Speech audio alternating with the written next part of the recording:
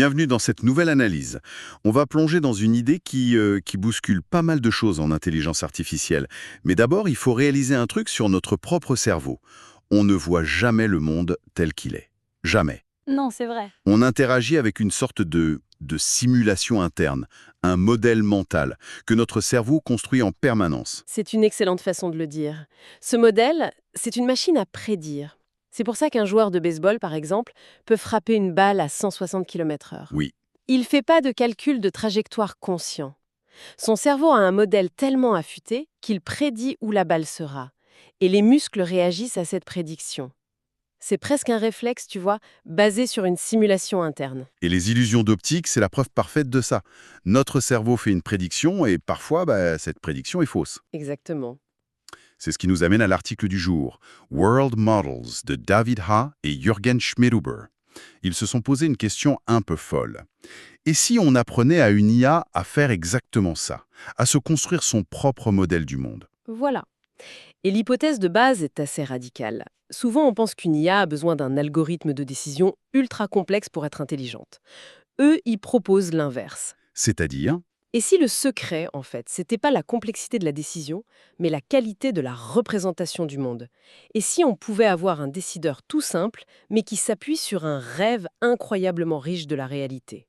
c'est ça qui est fascinant. Alors aujourd'hui, on va suivre leur parcours. D'abord, on va décortiquer l'architecture de cette IA, voir comment elle sépare perception et action. D'accord. Ensuite, on la mettra à l'épreuve sur un circuit de course. Et enfin, on abordera l'expérience la plus dingue.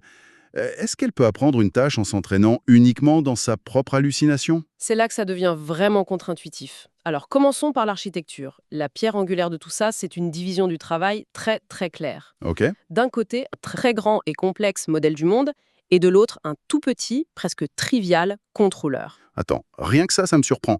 Tu me dis que la partie qui prend la décision, le cerveau si on veut, c'est la plus simple de toutes. Ça paraît complètement à l'envers. C'est tout l'enjeu. Le gros du travail, c'est le modèle du monde qu'il fait.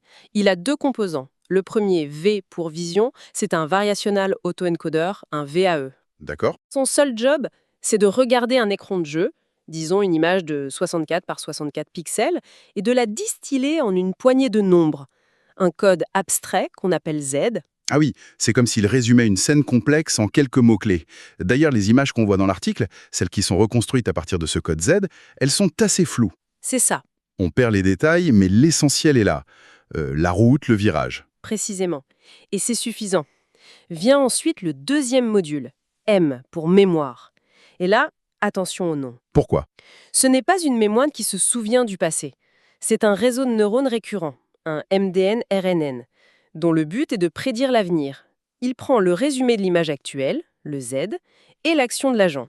Et il prédit ce que sera le prochain Z. D'accord. C'est le cœur du moteur de simulation, en fait. Donc si je comprends bien, on a V qui dit «voici le monde maintenant» et M qui dit «voici à quoi il ressemblera sûrement dans une fraction de seconde». Et tout ça, ça alimente le fameux contrôleur C. Voilà. Et ce contrôleur, c'est un modèle linéaire minuscule. Sa seule tâche, c'est de choisir une action tournée à gauche, accélérée en se basant sur deux choses. Le Z de la vision, donc le présent, Et une info de la mémoire. exactement, une info qu'on appelle H. Ce H, c'est un condensé de tout ce que la mémoire a appris sur les futurs possibles. Et l'avantage de cette structure est énorme. J'imagine que c'est pour l'entraînement. Comment on apprend à un truc pareil à fonctionner? C'est là que c'est malin. V et M, les parties complexes, s'entraînent de manière non supervisée. On leur montre des milliers de vidéos du jeu et elles apprennent seules à compresser et à prédire. Elles n'ont même pas besoin de connaître le but du jeu. Non, aucun. Et comme le contrôleur C est tout petit, on peut l'optimiser très vite avec des stratégies d'évolution qui sont parfaites pour de petits espaces de recherche. On déporte toute la complexité dans la perception, pas dans l'action. D'accord, l'architecture est fascinante sur le papier, mais est-ce que ça marche en pratique? J'imagine que le premier test, c'est de voir si ça sait au moins conduire. C'est exactement ça. Le test, c'est l'environnement Car Racing V0. Une vue de dessus, une voiture, des circuits générés au hasard. Le défi est résolu si l'agent obtient un score moyen de 900 points sur 100 essais. C'est très exigeant. Et alors, comment s'en sort notre IA? Pour la première expérience, ils font un test de contrôle. Ils donnent au petit contrôleur uniquement l'info de la vision, le Z. Donc il voit le présent, mais sans aucune prédiction. C'est ça. Le résultat est moyen. Il conduit, mais il est hésitant, il oscille. Dès qu'un virage est un peu serré, il panique et il sort de la route. Et ça donne quel score, ça, essai? Environ 632. C'est pas ridicule, hein, c'est comparable à d'autres algos de l'époque, mais c'est très loin des 900 points. On voit bien qu'il lui manque l'anticipation. Et c'est là que la fameuse mémoire entre en jeu, j'imagine. Exactement. Deuxième essai, on donne au contrôleur les deux infos. Le Z de la vision, le présent, et le H de la mémoire, la prédiction. Et là, Changement radical. c'est spectaculaire. La conduite devient incroyablement fluide, stable, presque agressive. L'agent ne réagit plus seulement à la route juste devant lui, il semble littéralement sentir les virages arriver. Il prend des trajectoires parfaites. C'est là qu'on voit la puissance de l'idée. Le contrôleur n'a pas changé, il est toujours aussi simple. Pas du tout.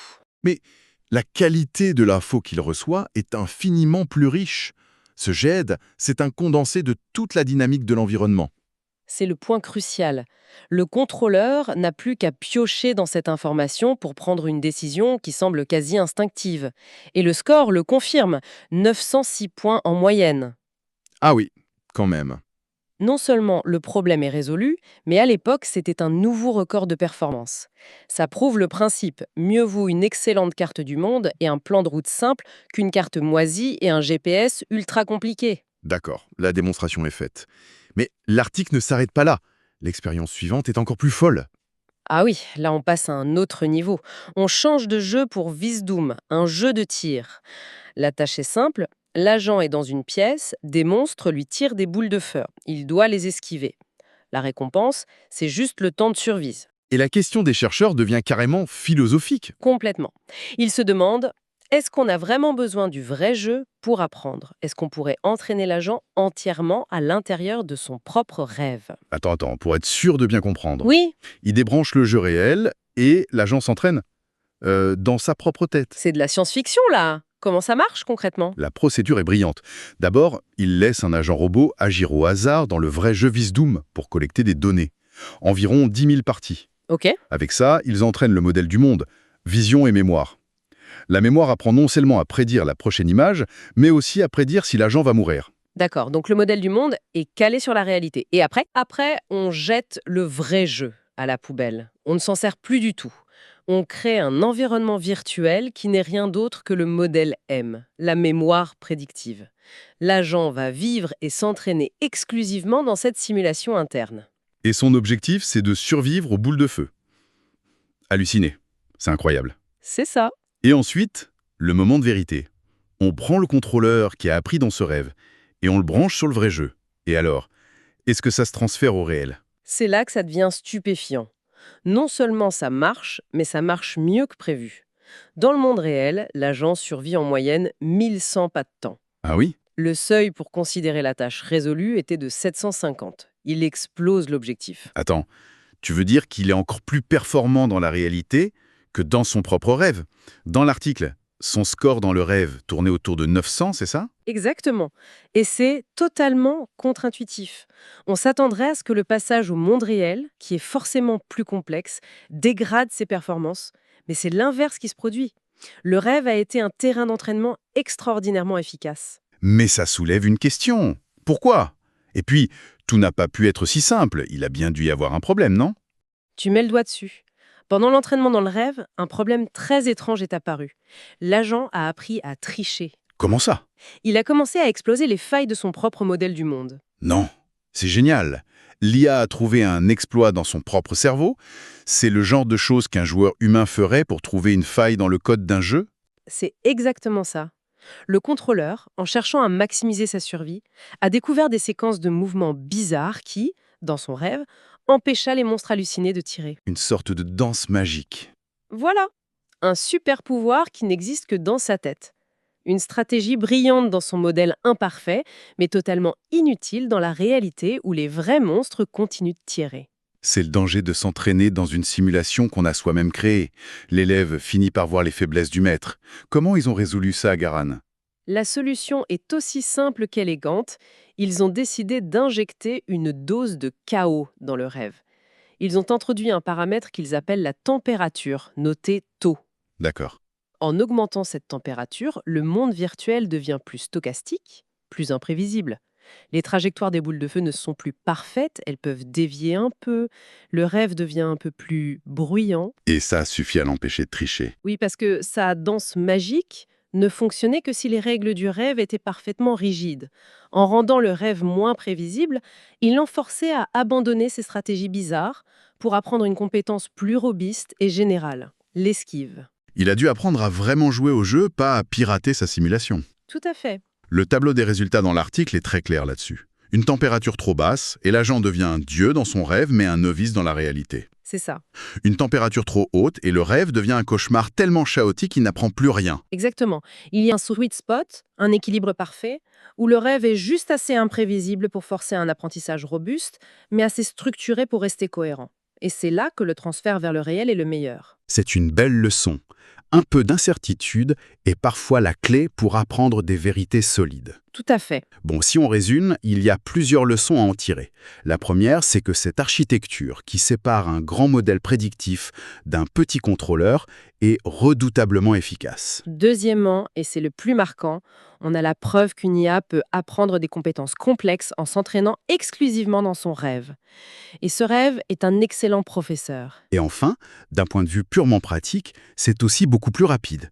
Une fois le modèle entraîné, lancer des millions de simulations dans ce rêve sur un seul GPU est infiniment plus efficace que de faire tourner le moteur de jeu original. Absolument. Mais l'article ne s'arrête pas là. Il l'ouvre sur une perspective encore plus excitante, qu'il nomme la procédure d'entraînement itérative. L'idée, c'est que l'apprentissage ne se fait pas en une seule fois. C'est une boucle. C'est-à-dire, L'agent ne s'arrête jamais d'apprendre. c'est l'idée. Il commence par explorer le monde réel. Avec les nouvelles données qu'il collecte, il affine son modèle mental, il le rend plus précis. D'accord. Puis, il retourne s'entraîner intensivement dans son rêve, qui est maintenant une meilleure simulation. Armé de sa nouvelle politique, il retourne dans le monde réel, explore encore plus loin, et le cycle recommence. Et ça nous laisse avec une question assez vertigineuse pour la suite. Est-ce que cette boucle ne crée pas les conditions pour l'émergence d'une sorte de curiosité artificielle? C'est exactement la question. On peut imaginer un agent qui ne serait plus seulement motivé par la récompense, mais par le désir d'améliorer son propre modèle du monde. Un agent qui chercherait activement les expériences qui le surprennent, les situations que son modèle prédit le moins bien, juste pour mieux comprendre. Un peu comme un enfant qui touche à tout pour affiner sa compréhension du réel. C'est ça, on se rapproche de concepts fondamentaux comme la consolidation de la mémoire pendant le sommeil.